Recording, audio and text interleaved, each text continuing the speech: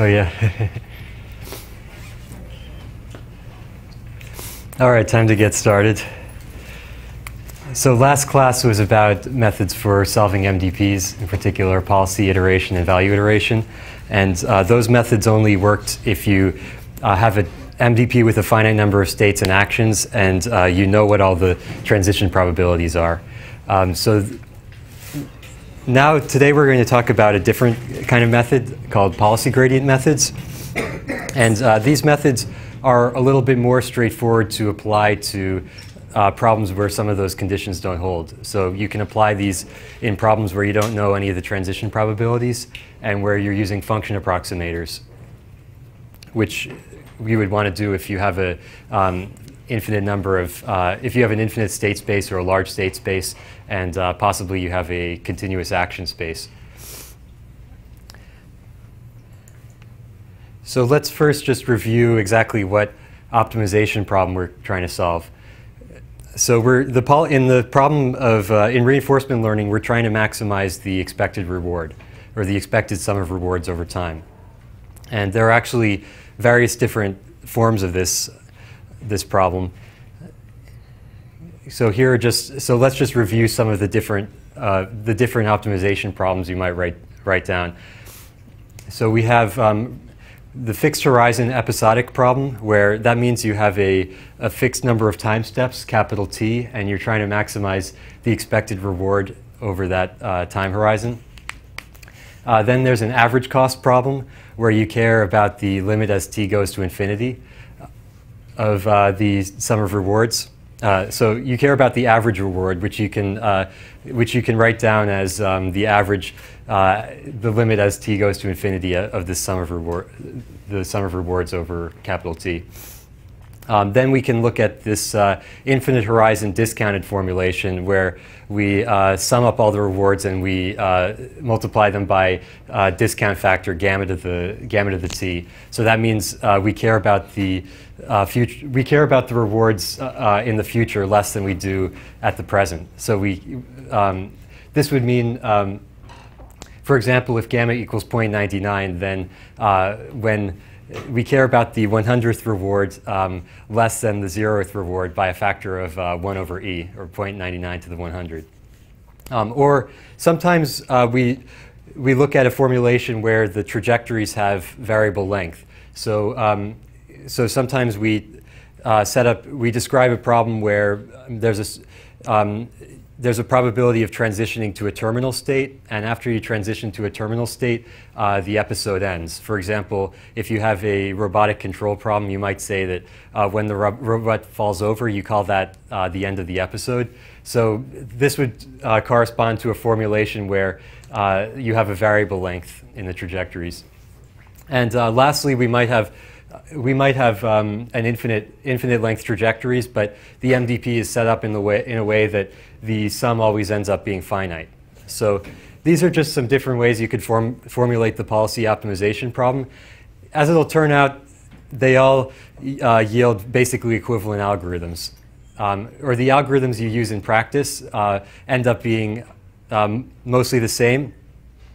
And we're going to mostly focus on the fixed horizon episodic formulation. That means you have a finite number of time steps, and basically all the other formulations can be expressed as some limiting case of this formulation. So I won't go into all the technical details of that, but just wanted to mention that there are these other formulations, but we're just going to stick to the one that'll simplify the math. So we can just describe this formulation a little bit more formally as a certain kind of stochastic process, where you sample the initial state S0 from some probability distribution mu of S0. Then you sample the first action A0 from the policy, which is called pi. Then you sample the next state and reward S0 and S1 and R0, and so on until the last time step, capital T. So this process, you can call all the variables you just sampled a trajectory. This is just the process for sampling a trajectory. And we're interested in maximizing this expression that we'll call eta, which is just the expected value of the sum of rewards. Okay, and you can also write it like as a graphical model like this, where you can say that the actions are sampled from the from a distribution, and the transitions, there's another distribution that gives you the state transitions. And as we mentioned before, we're going to, as in the last class, we're going to be talking a lot about policies, and you can, and there are two kinds of policies. There's stochastic policies and deterministic policies. We're going to use theta to denote the parameter of the policy. So that means that theta indexes over the policies. Usually theta is going to be a vector of real numbers. And that just means we have some kind of network that we're going to use as to compute the action, or to compute a probability distribution over actions, and theta just is all the parameters of that network flattened into a vector. So this is actually the way you parameterize policies is completely analogous to the way you do classification or regression. So in classification, if you want to use neural networks for classification, you have a network that takes in the input, for example, an image, and it'll output the probability of the different labels, for example, the different classes of the image. In this case, for parameterized policies, you just have a network that takes in the observation or the state, and it outputs the probabilities of the different actions. So you can use exactly the same kind of networks you'd use for classification in the reinforcement learning setting. For deterministic policies, you can do something pretty similar where you just take the argmax. So instead of outputting a probability distribution, you can just take the action that has the maximal output. And similarly, if you have a continuous, if you're solving a reinforcement learning problem with a continuous action space, then you can use the same kind of networks that you would use for regression. So you have a network that outputs a vector of real numbers, and you can take that to be the mean of a Gaussian distribution. And then you can have the network separately output the log standard deviation of the Gaussian, of these components of the Gaussian. So that's like outputting the diagonal of a covariance matrix. Or you can just say that the covariance matrix is fixed over space, meaning it's independent of the state. So you can just have a separate vector of parameters for this diagonal of the covariance. When we talk, you'll see that in the homework assignment on policy gradients, you'll get to see more explicitly what kind of architectures work for continuous action spaces. Okay, so now let's just, now we're going to get into the mathematical derivation of policy gradient methods, or first the description of what we're going to try to do here. So here's the optimization problem. We're trying to maximize expected total reward, which depends on this parameterized policy pi sub theta. And the intuition is, well, there are several different versions of the intuition. So the first intuition is we collect a bunch of trajectories, and then we, some of them are good, some of them are bad, and we try to make the good trajectories more probable. So this is the crudest kind of policy gradient method. A slightly more refined intuition, or corresponding to a slightly more sophisticated kind of policy gradient method, is to try to make the good actions more probable. So you try to figure out which were the good actions, which were the bad actions along your trajectories, and you try to increase the probability of the good actions. And lastly, there's a class of methods that try to actually push your actions towards better actions. And we're going to talk about that in a later class. So the basis of these policy gradient methods is actually this older idea called the score function gradient estimator, also known as the likelihood ratio gradient estimator. So this applies not just in the reinforcement learning setting, but in general, where you have an expectation and you're trying to compute the gradient of the expectation. So let's say you have a function f, and you have some random variable x, and x is sampled from some known probability distribution, which we'll call p of x given theta. However, we don't know what f is. So f we're going to treat like a black box. So for example, f might be some kind of simulator that does some really complicated calculations, and maybe it's like a physics simulator doing some kind of aerodynamic simulation. So you're not going to differentiate through that or anything, and you don't even necessarily know what's in it. So is it possible to compute the gradient of this of expectation of f without even knowing what f is? But note that we do know what p is. So we control how we're sampling x, but we don't know what f is doing. So the question is, can we compute this gradient estimator? Can we compute grad sub theta of expectation of f of x?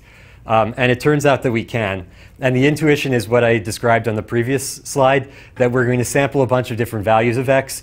Some of them are going to give some of them are going to give a large f of x, and some of them are going to give a small f of x. And we're going to try to make the large f of x values more probable, the good ones more probable.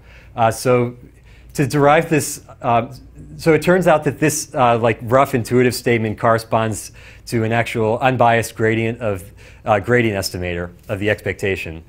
So the way you can derive it is you just you write down the expectation as an integral. So that's the integral on top. So we have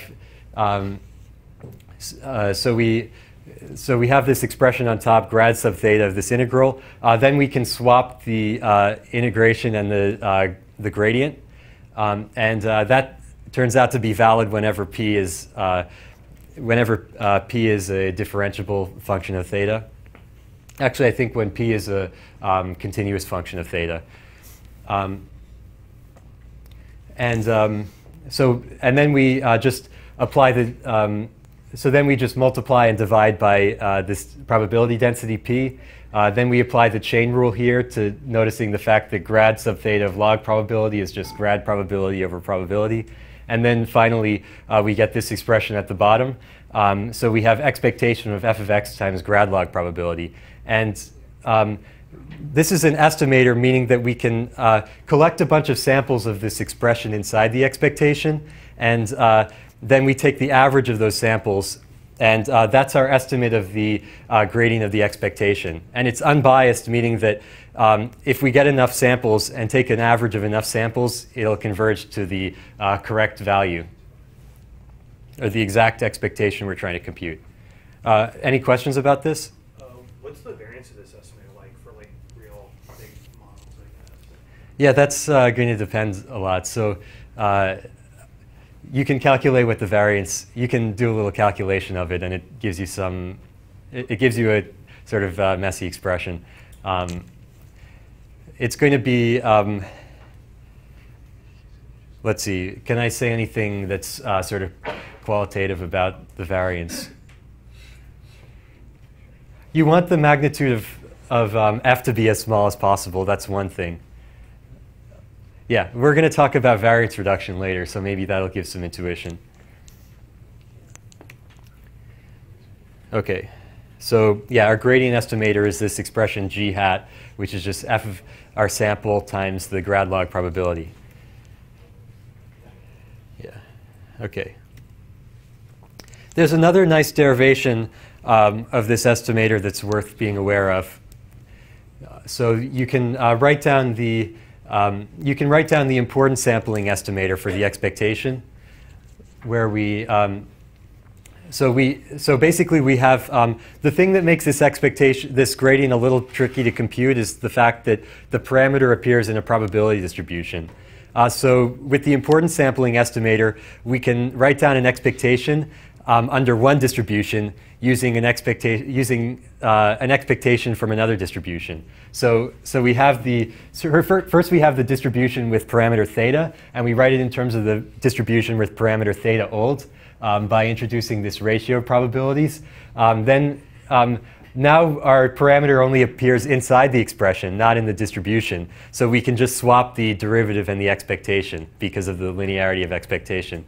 So that's what we do here. Then we okay, then we want to just evaluate that expression at theta equals theta olds. So that's the point where we're trying to evaluate the gradient. And then we just note that this can also be written as the grad log probability. So you can either write it as grad probability over probability or grad log probability.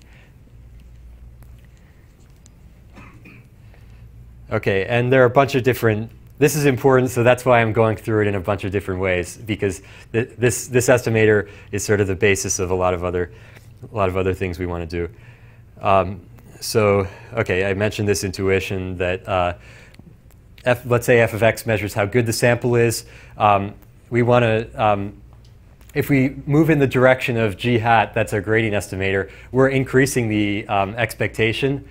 So the intuition is, if you look at this expression, if we move in this direction, it'll push up the log probability of the sample x sub I proportionally to how good that sample was. So we're pushing up the log probability of the good samples by a lot. And this is valid even if f of x is discontinuous or it's unknown, it's just this black box, or the sample space is discrete. So here's a little meme. You can have a little physical intuition too. So let's say f of x is this linear function and p of x is this density drawn here. You can imagine that we're trying to push up the log probability of each sample proportional to f of x. So it's like you can imagine that p of x is like a metal plate, and we're trying to push up on it at each of these samples. So clearly, depending on the slope of the density, we're going to push it in one direction or the other. So we're pushing up on it really hard where it's sloping downwards. So that's going to end up trying to push it to the right. Okay, and okay, now we just went through this general estimator, which applies to gradients of expectations, but not necessarily in the reinforcement learning setting. And we can straightforwardly just plug in the probability distribution involved in reinforcement learning, and we can get an estimator, gradient estimators, which will allow us to optimize policies. So in reinforcement learning, we're interested in optimizing this expectation of the total reward of a trajectory. So we're going to write that with capital R, and tau is going to denote a trajectory. So we care about gradient of expectation of reward, and just using our score function gradient estimator, we know that this can be computed using by taking the expectation over trajectories of grad log probability of the trajectory times the reward of the trajectory. So now we just need to figure out what's the log probability of a trajectory. So that means we just have to write down the chain rule of probabilities. So we get a product over time of, if we just go back and think about the stochastic process for trajectories, you first sample the initial state, S0, then you sample the first action, then the next state, then next action, next state, and so on, all the way until time step t. So that ends up turning into a product of probabilities where we have probability of the initial state times probability of all the actions and all the state transitions. And so if we then when we take the log probability, it turns this big product into a sum, and we get then when we take the gradient. So now we take the gradient with respect to the policy parameter theta, and now the magic thing that happens here is all of the terms that we don't know drop out. So basically the only function that we really know here in this big product of probabilities is we know what the policy probabilities are, because we define the policy ourselves. We define that this is some kind of neural network with known forms. So we can take the analytic derivative of this log probability. We don't know what the transition probabilities are for this MDP, and we don't know what the initial state distribution is. But we can still, okay, so it looks like we're in trouble if you just look at this expression here. But then when we take the gradient with respect to the policy parameters, all of this stuff that we don't know drops out because it doesn't depend on the policy parameter theta. So now all we're left with is the sum of we're left with the sum of grad log probabilities of the actions, which we know. So then just plugging that into our score function formula, we get that the gradient of the expected total reward is just the expectation of total reward times the gradient of the log probabilities. I mean, you can switch the gradient and the sum. So people usually write it as sum of grad log probabilities, but I just wrote it as gradient of the sum of log probabilities. Any questions?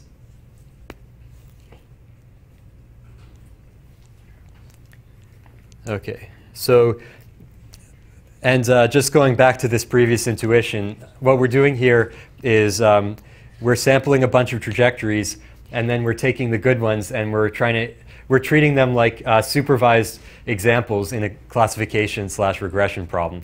So if you just look at this objective function we have here, it's like we're maximizing the log probability of these actions. And just think about a classification problem where someone gives you a bunch of labels and you're trying to maximize the probability of those labels. So that's just like what we're doing here, except in reinforcement learning, no one told us what the correct actions are. So what we're doing instead is we're saying that the trajectories with positive total reward, we're trying to maximize those. We're trying to maximize the probability of the ones with high positive total reward. Okay, so that was the crudest possible formula for the policy gradient, and it's crude in that it has high variance. It'll turn out that it has high variance, and we can reduce the variance by just recognizing that certain terms are zero in that big expression. So the first thing we can do is use the temporal structure a little bit to get rid of some terms which will turn out to have expectation 0. So the previous slides gave us this formula where we have sum of rewards times sum of grad log probabilities. I mean, intuitively, this isn't necessary. This is a sort of bad formula because we're not trying to do any credit assignment. You might have a really long trajectory, and half of the actions are going to be good, half of the actions are going to be bad. But we're pushing all of the actions. We're either calling all of them good or we're calling all of them bad. Basically, we're not trying to do any more fine-grained analysis of which ones were good and which ones were bad. So we can do a little better than that. So first notice that we can go through the previous argument and derive the gradient estimator for the expectation of a particular reward term. So here we're looking at r sub t prime, and we're trying to compute the gradient of the expectation of that one term. And here, so we go through the exact go through the exact derivation with the score function gradient estimator, and we have the expectation of this random variable times the grad log probability of all of the actions preceding that reward, because the actions after that reward don't affect it at all. So that's we get this expression, and then we sum this formula over time steps t, or time steps t prime. What we end up with is so we can write so if we just sum over t prime, we get this formula on top where we have this sum on the outer sum this should say t prime. So sum over t prime rt. So we have reward times sum of log probabilities of previous actions. So so this is like whenever we get a reward, we're trying to boost the probability of the previous actions by proportionally to that reward. So if it's a big reward, we're going to try to boost all the probability of the previous actions. Or in this formula, we can just rearrange the sum, because if you look at this sum, it's just got, if we expand it out, we've got any kind of, we've got reward times previous actions. So if we just rearrange it to have the actions as the outer loop, then we have log probability of action times sum of future rewards. So that means for each action, we're looking at all the future rewards, and we're boosting the probability proportionally to what the future rewards are.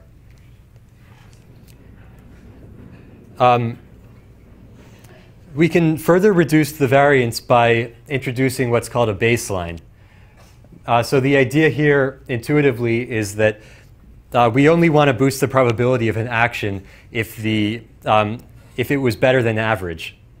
So instead of trying to, let's say all of our rewards are positive, then using the previous formula, we're trying to boost the probability of all of our actions because we're always multiplying log probability times some positive sum of rewards. But we really only want to boost the probability of the better than average actions. So what we can do here is subtract out the expected sum of rewards, and that way we'll only be boosting the probability if the rewards were better than average. So a near optimal choice of this baseline is just what's the expected sum of rewards given state S sub t. So this, I should say, this expectation is conditioned on S sub t. And why do we want to, I mean, why is this going to have lower variance than why is this going to have lower variance than than when we don't use the baseline?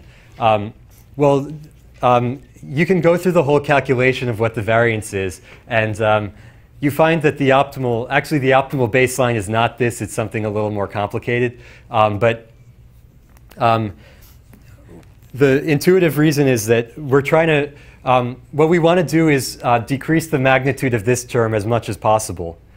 So if all of these terms, if we have baseline equals 0 and all of our rewards are positive, then it's like we're trying to boost the probability of all actions, and just some of them are getting boosted more than others. So those are the ones we end up increasing the probability of. But we have all these, we have all these other, let me go back a step. So intuitively, the reason why the baseline reduces variance is because it decreases the magnitude of this expression right here. And so we're multiplying, like we're taking so I told you that this expression is, this has the same mean as without the baseline, and I'll derive that shortly. So if two expressions have the same mean, then the one where the mean of the square of the thing inside the expectation is smaller, that one has lower variance, because the variance is just the expectation of quantity squared minus the expectation squared. So we're just trying to make this quantity inside the expectation as small as possible in magnitude. So if we subtract out the baseline, we're going to make it smaller. Yeah. So is B just like a control variable, basically? Yeah, you can also derive it as a control variate. That's right. Yeah. OK, that was a sort of rough explanation. OK, so why is this? This is unbiased for any choice of B. And that's pretty straightforward to derive by just swapping, by just writing out the expectation and moving some terms in and out of the expectations. So using the law of iterated expectation, you can move around the expectations and derive this. If we have extra time, I'll just show the derivation on the board. OK, so now we can get more variance reduction by introducing a discount factor.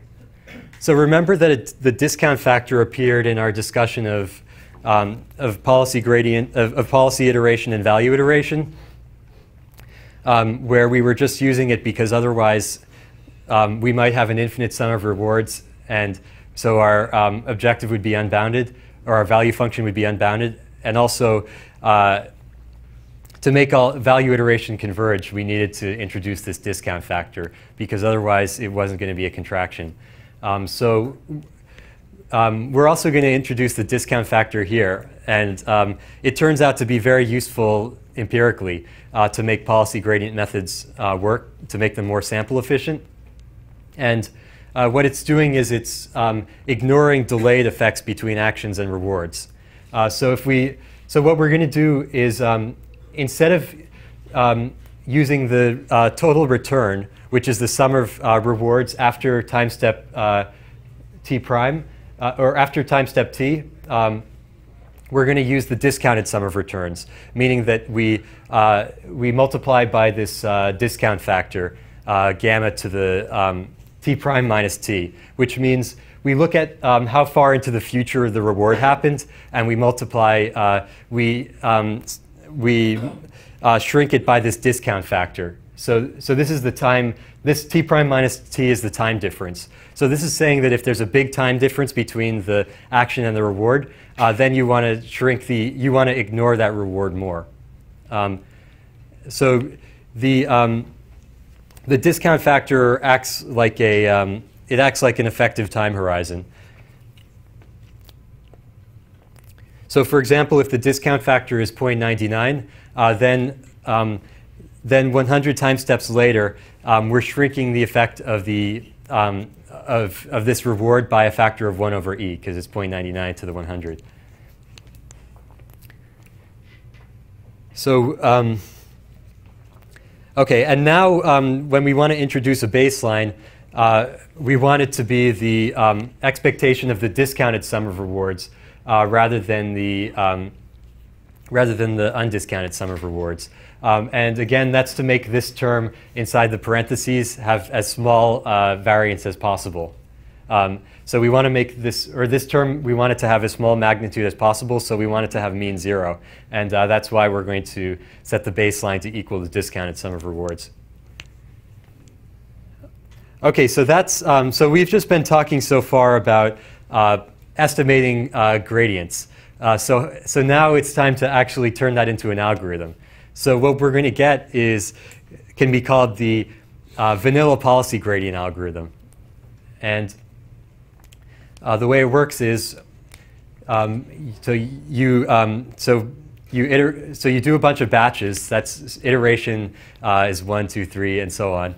And each batch, you collect a set of trajectories by executing the current policy. At each time step in each trajectory, you compute the return, which is the discounted sum of future rewards following that time step in the given trajectory. Then after computing the return, you compute what's called the advantage estimate. And that's just return minus baseline. So that's an estimate of how much better was that action than the average action. Then we refit our baseline function. So remember that we wanted our baseline to be the expected discounted reward. So I mean, we wanted it to equal the discounted return. So now we're going to refit our baseline function to make it closer, to make it estimate that better. So this is just a least squares. This is just going to be least squares or nonlinear least squares. So we might, for the baseline function, we might use a neural network or a linear function or various things. But all we have to do is solve this least squares problem. Then we're going to update the policy. And to update the policy, we compute the gradient estimator, which we went through before. It's just the sum of the terms grad log probability times advantage. So that's our gradient estimator. How do we update the policy? We just plug that into a stochastic gradient descent algorithm, either SGD, or you can plug it into a fancier algorithm like Atom, which will rescale, which will introduce a diagonal rescaling. How many trajectories do you usually sample to get like pretty good variance?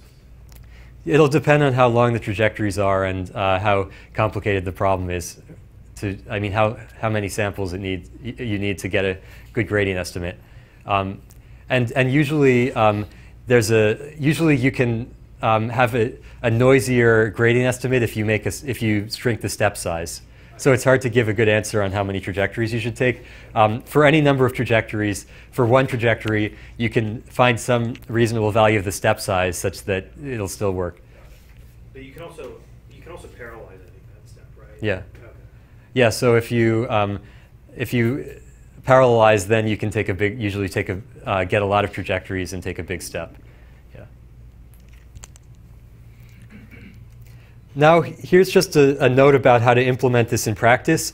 So a lot of textbooks and introductions to policy gradient methods tell you that the formula is like grad log probability times your advantage estimate. So then that suggests that what you should do to calculate it is you should compute the grad log probability at every time step and scale it by the advantage estimate and add those all together. But nowadays, we usually do neural network optimization using automatic differentiation packages like TensorFlow. So if you want to implement policy gradient methods with a library like TensorFlow, what you do instead is you implement this loss function, which just looks like log probability times the advantage. And that has the intuitive interpretation we described before as this is like a supervised classification problem where you're using the advantage as whether or not this is a positive or negative example. So we can call that the surrogate function, the surrogate gain function. And then you just differentiate that to get the gradient estimator. And the nice thing about this way of doing things is we can also introduce the value function update into the same calculation. So recall that we're trying to solve this nonlinear least squares problem for the value function. So that if it's nonlinear, then we're just going to, then it makes sense to just optimize the value function with gradient descent. And what we can do is just optimize the policy and the value function at the same time. So we can just write down a loss function that involves our policy surrogate term plus the value function fit error, and we can compute the derivative of both of these terms at the same time. The only caveat here is that on the policy term, we only really want to take one gradient step on this term, because if we take more than one gradient step, it doesn't necessarily make sense, because this expression this expression only gives us the policy gradient estimator if we sampled the actions using the current policy. So if we got our actions and our advantage from another policy, then if we take the derivative of this, loss, it's not necessarily computing anything sensible. So you really only want to take one gradient step on this loss function. You don't want to do multiple steps on it. I mean, if you just optimize this thing to convergence, it's going to try to drive the probability of all of the positive advantage actions to 1 or to infinity if it's a continuous action space, and it's going to try to drive the probability of all the the actions with negative advantage to 0. So clearly it's not going to do the right thing if you optimize this objective for many steps. So it only really makes sense to take one update step on this objective. Whereas for the value function, it makes sense to do as many. It's just a nonlinear regression problem, so you might want to do more than one step on the value function. So that's why I want to add this as a caveat that you might not want to optimize them both at the same time. But in practice, what we're going to talk about in a future class, probably next class on policy gradient methods, is you can write down a slightly different objective here that actually is sensible to optimize for as many steps as you want. So which like avoids this problem that I just described, that this is trying to, if you look at this objective, it's just trying to drive the probabilities to be either 1 or 0. Yeah? Are you assuming that the same weights theta are used to parameterize the value function? Yeah, so optimizing these things together would only make sense if you have some weights parameters that are shared between the policy and the value function. But that's actually, so this is used in certain modern techniques like A3C, which I'll mention shortly. So it sometimes helps to share parameters between the policy and the value function because it'll improve your sample complexity, because sometimes learning the value function causes the policy to represent good features, which will then be useful for the policy. Yeah. If you don't have if there's nothing shared between them, then this isn't going to do anything for you. Then this is useless. Any other questions?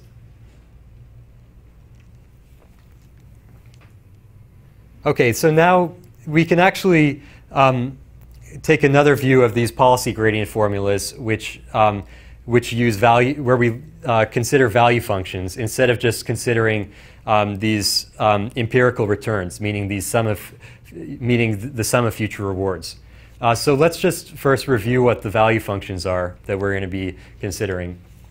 So we've got the Q function, or the state action value function. And this is just defined as the expected sum of rewards conditioning on the first state and the first action. And then we've got the state value function where we condition on just the first state. And we can also write down the advantage function, which is just the Q function minus the value function. And that's telling you whether action A is better or worse than average, than the average action that policy pi would have sampled.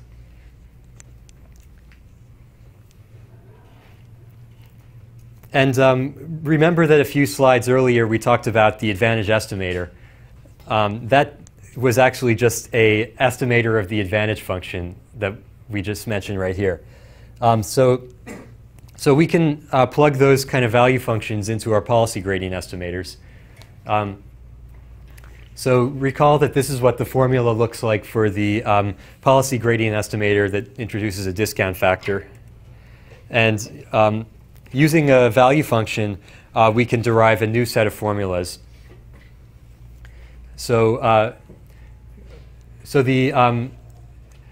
I didn't show the derivation for these because it's not fun to look at a lot of calculations on slides. But so here's so we can write it. First of all, we can write it in terms of the Q function. So here we have grad log probability times the Q function. And this is like the formula we showed earlier where you're taking grad log probability times the sum of future rewards. But now we're taking the expectation of the sum of future rewards. So this is like a lower variance version of the formula we derived previously, where we replace a certain expression by its expectation. And then by subtracting out the value function, we can get, so by using v pi as our baseline, so we can replace q by q pi minus v pi, and then we get the advantage function here. So this is just saying that we want to increase the probabilities of the actions that have positive advantage. And lastly, we can approximate this expectation by introducing a discount factor. So the idea is that the advantage with discount factor equals to 1 is approximately equal to the advantage with a lower discount factor, like 0.99. And that's true under the assumption that the effect of an action is washed out over time. So we can ignore the rewards that are delayed from, that are a long time delay from the action. So when you think about the discounted return, it's ignoring these time-delayed rewards. So under the assumption that we can ignore these, then this is a good approximation here. And if you're interested, I recommend just going through the calculation that shows that all of these different undiscounted policy gradient formulas are the same. It's pretty easy to derive these things. You just have to split up the expectation into a bunch of different pieces, like expectation over action 1, expectation over action 2, and so on. You use the law of iterated expectations, and then you can move some terms in and out of the expectation, and you can derive these formulas that way, and it's not that hard. Okay, so what we're doing with all of these formulas that we showed previously is we're just plugging in advantage estimators for the correct discounted advantage function. So that's what we were doing when we took sum of discounted rewards minus baseline. And all of these advantage estimators are going to have the form some kind of return minus the value function. So let's just go through this a little bit more precisely. So when we introduced this baseline before, and what the baseline was doing is it was accounting for the effect of the past actions. So we're trying to figure out if a given action is good. So we subtract out the value of the current state, which depends on all the past actions. So now what we're going to do is try to use the value function to remove the effect of the future actions from our returns. So we can write the returns in various different ways using the value function. Here's the estimate of the returns we were using before. This is just the definition of the discounted return. So it's the discounted sum of rewards. What we can do is we can replace part of this sum of rewards by the value function, the state value function v, or an approximation of the state value function. So here we're just replacing this whole sum starting at t+1 with the state value function. Or we can we can start at r sub t+2 and we get this expression, and so on. So we can take different time horizons where we replace a certain part of this infinite series with the value function. And these will have different amounts of variance, because if you look at this expression depends on all of the future actions. So you're introducing variance at all of the time steps after t, because all of the random actions your policy samples are introducing some more variance. Whereas this term only has variance due to the first action a sub t. And if we subtract out the baseline, or the value function at the current time step, we can get estimators of the advantage function. So that's what we're doing. So we subtract out the value function of the current time step. And it turns out if the value function v is exactly equal to v pi, or v pi with discount gamma, then these expressions are all unbiased estimators of the advantage function. But if v is wrong, if it's not equal to v pi, then these give you biased estimators. And obviously, this one is going to be end up, well, it's not obvious, but this one is going to end up being less biased than the one on the top.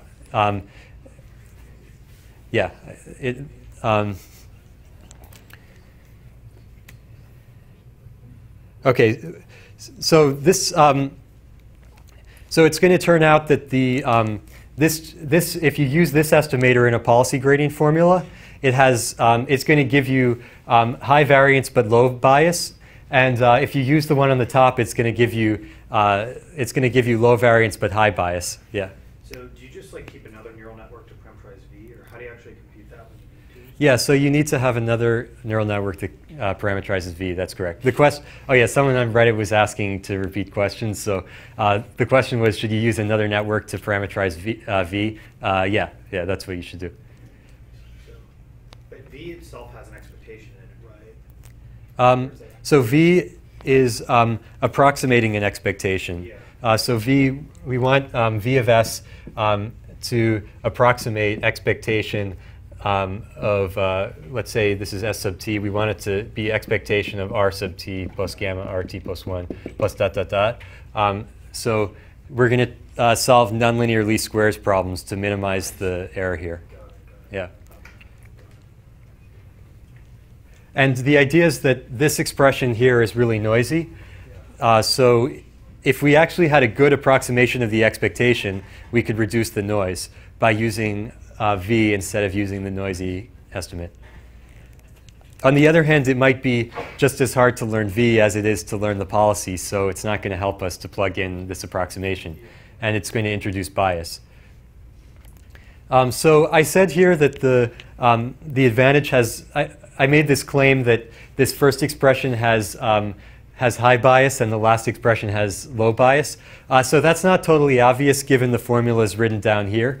But actually, if we go back to the previous slide where we're looking at estimates of the return, then it's pretty clear that if we look at these as estimators of the Q function, or if we look at these as estimators of the expected return, the first one has high bias and the last one has low bias, because the last one doesn't depend on v at all. It doesn't depend on our approximate value function v at all, whereas the first one is totally dependent on our approximate value function.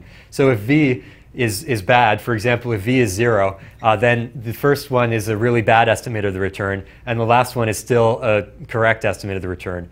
And these you can so the difference between this slide and the next slide is just we're subtracting out a baseline in the next slide, and the baseline doesn't affect the expected value of the policy gradient. It only affects the variance. So the difference between these two slides is only variance, and it's clear that the like this top expression for the returns has way higher bias than the bottom one. So that's why on this slide the top advantage estimator is going to give you way higher bias when you plug it into a policy gradient formula than the bottom formula. Yeah, so it's not necessarily strictly correct to say that A hat, this A hat sub 1 has low variance, but it's correct to say that when you plug it into a policy gradient formula, then this statement is true for the policy gradient estimator. And if you use some intermediate value of K, that gives you an intermediate amount of bias and variance. And there's actually a connection to model predictive control, which was in some of the previous lectures, which is worth noting. I'm not going to go into it formally, so the idea is that what do we do in model predictive control? We look at a finite horizon problem with t time steps, and we compute all the optimal policy at each of those time steps, and we take the optimal action at the first time step for that short horizon problem, and then we replan it at the next time step, and so on. So we always solve a problem with time horizon t each time step. So the way we can think about that in terms of Q functions is we can compute a Q function, a finite horizon Q function, which we're going to call Q star time step t. And we're going to take the max over actions of that optimal Q function. And the horizon, using a finite horizon, capital T, is basically the same thing as using a discount factor. It's just a question of whether you use a hard cutoff for the time horizon or whether you use a soft cutoff which is a discount factor. So it's like, so what MPC is doing is it's taking the discounted value function, the optimal discounted value function Q star, and it's choosing the optimal action according to Q star.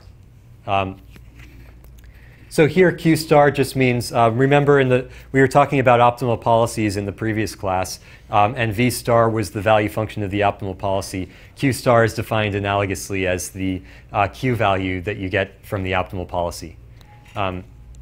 Okay, so that's MPC, what MPC is doing. Discounted policy gradients, we showed in the previous slide that it's equal to the Q value times the grad. It's equal to some expectation involving Q function times grad log probability, where we have a discounted Q function here. And this expectation is only going to be 0 if all of the probability mass is at the best action, the action with the highest Q value. So that means that we're taking we're taking the policy that looks like pi of a given s equals 1 if action equals arg max of q pi gamma, and 0 otherwise. So this is like when you this ends up meaning that we have the Q function is a fixed point of the Bellman equation, because we have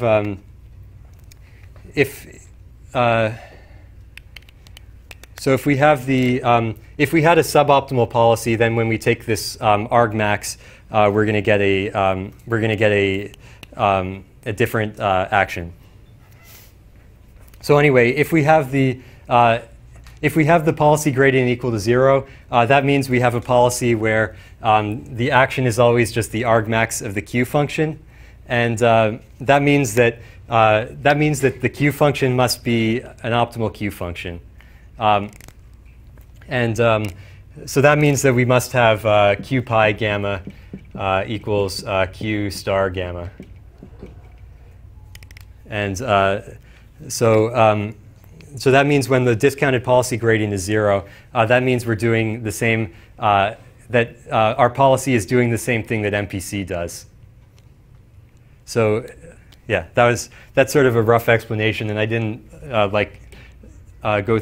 Yeah, it'll take a little bit more of a argument to show the details here, but hopefully you get the overall picture. Any questions?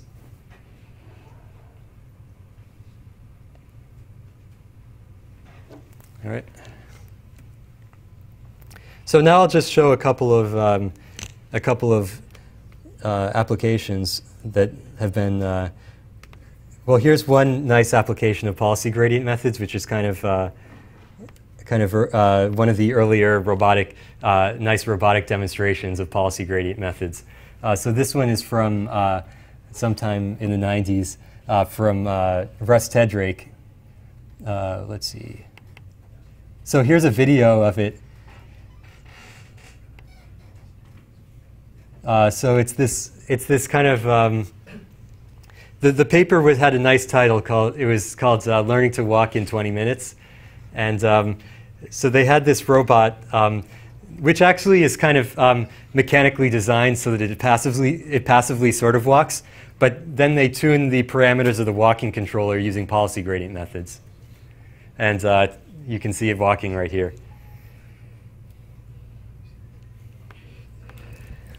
So that's a nice classic application of policy gradient methods. A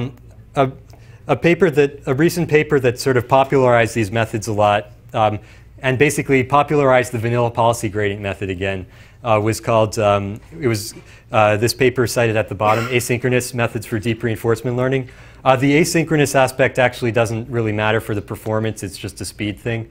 So it doesn't actually affect performance at all. But the algorithm, they described a version of the policy gradient algorithm, the vanilla policy gradient algorithm, which is very practical for using recurrent neural network policies and using neural network policies in general. So it looks like here. It looks a lot like the vanilla policy gradient method we described previously, but it's using a finite horizon estimator. It's using finite horizon estimators of the value function, or of the advantage functions. So the way it works is, first you have the agent act for t time steps, where t is some arbitrary time horizon you choose, which isn't necessarily the length of the episode. So for example, in the paper they used 5 time steps, and some other papers used 20 time steps. So then at each time step t, you use that short window to compute the returns and the advantages. So you compute the return, which means the sum of all, the discounted sum of rewards going up to the last time step. And the advantage is just that return you computed minus the state value function, which is approximated by a neural network. So they use neural network policies where the network outputs the policy probabilities and also the value function. So you have a network that has shared parameters between the policy and the value function. So then this return r hat is just the target value function in a regression problem, and a hat is the estimated advantage function. And then what you do is you just compute, you update your network, which is the policy and the value function, by computing the gradient of this expression, which adds together the surrogate we described previously, log probability times action, and the value function fit error. So that way you're updating both the policy and the value function at the same time, and they share parameters. And then you can plug this gradient estimator into a stochastic gradient descent algorithm. And they got some very nice results with this algorithm, even though it's a pretty simple algorithm that people previously thought had really high variance and wasn't going to work on any hard problems. They got nice results, like they got this, they learned a policy for navigating in this 3D maze where they're collecting, they're collecting these apples, so the policy just has to walk over towards the apples. But it seems to walk nicely and coherently.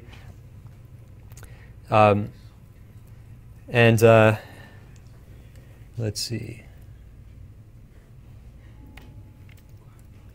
And they also got some pretty strong results on Atari, which is a pretty has become a pretty good benchmark domain. Oh, this plot didn't come out very well. So on the x-axis we have training time in seconds, I think it is. Let me just make sure I'm telling you the right thing. Oops. Oh, training time, I mean hours. So let's see, can you see it better now? Yeah. So we have, so here they're just comparing a bunch of algorithm DQN. This is a Q learning variant, which we'll talk about later, and you'll implement on the next homework. Also SARSA, which is another sort of Q function related algorithm. So they're comparing those to A3C. So A3C is able to learn pretty fast, where you have they're using 16 cores in these experiments. So just using a CPU machine. This paper was sort of about like both how to set up the algorithm and how to do it, and how to do the parallel computation, how to do it in parallel. So using a 16 core machine, they were able to learn pretty fast. Well, it's actually not that fast. It's 4 hours to learn Pong. So I think it's actually it's somewhat comparable to using DQN, the Q learning algorithm, which you'll learn about soon. But I guess the advantage here is that it's a different kind of parallelization, and they were able to use CPUs instead of GPUs, so it's less total flops. So this was this was the results on Atari. That wraps up the lecture. Just as a few places where you can read a little bit more about these kind of methods. There's a nice, my friend Andre has a nice blog post about policy gradients, which I recommend checking out, just to get an intuitive picture of them and see some of the research results from the literature. This is the Williams paper is sort of the classic paper in the reinforcement learning literature about policy gradient methods. It actually has a lot of ideas which were later rediscovered. So I mean, the notation isn't very, it's pretty different from the modern notation, and I think the notation is a little bit unwieldy, but the paper has a lot of nice ideas in it. So, and then this is also another, this was also another paper that's that sort of had some nice analysis of policy gradient methods in the reinforcement learning setting from Sutton and colleagues. So yeah, if you can check out, my thesis also has an introduction to policy gradient methods. So if you want to see the derivation with all of the manipulation of expectations, you can find it there. And here's the A3C paper also. I feel like it has a nice simple rundown of a lot of like practical things you might want to do with policy gradient methods, and also sort of hints at the connection between those, how similar the policy gradient methods are to some other reinforcement learning algorithms. So I recommend reading that paper, looking at all the appendices, all the plots in the appendices, which are pretty interesting, where they like vary the parameters. All right, that's it. Any questions? Uh-huh. Why was it called actor critic in the A3C paper? Yeah, so actor critic is a name for methods that involve learning a policy and a value function at the same time. So that's basically all it means. I think it's kind of it's a little bit convoluted. It's a convoluted piece of terminology, because really it's just it's a policy gradient method with some variations, with some other techniques for variance reduction. But yeah, that's what it means. Oh, the question for all the people watching at home is, why is it called actor critic in the title of this paper, A3C? Other questions? All right. See you on Wednesday.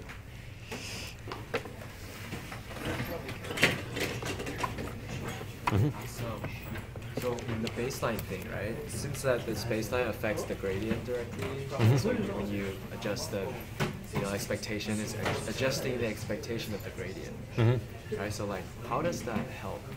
Like, is it helping optimization, directly, or because it seems that many papers use this kind of idea?